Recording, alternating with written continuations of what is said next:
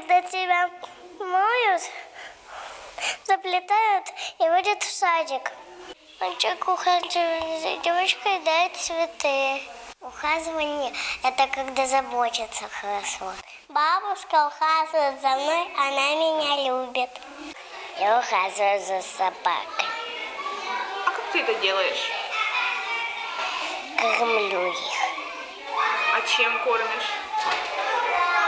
Колбасой и шоколадом.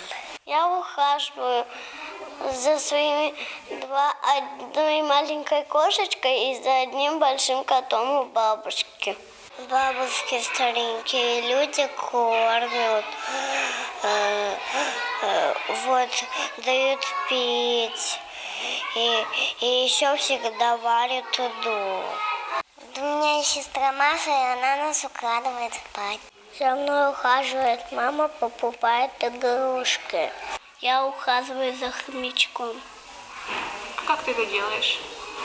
Чищу ему клетку. Нужно ухаживать цветами, нужно их поливать.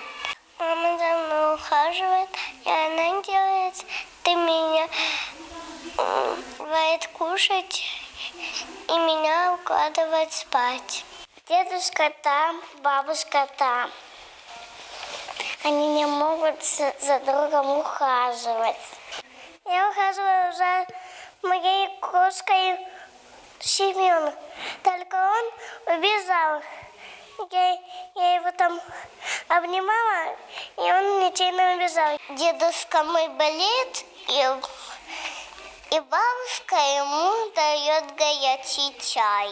Это то, что ухаживать за животными. За ними надо ухаживать, кормить их, играть с ними.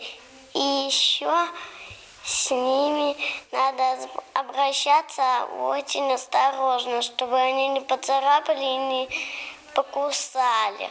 Когда я вырасту, я буду ухаживать за кисками. А за девочками будешь ухаживать? Что ты будешь делать? Дарить им игрушки и цветы. Забавный случай.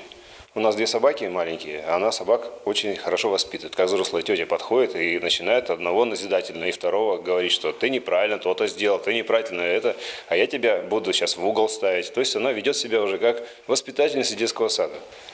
Повторяет все за Юлией Александровной нашей. Все.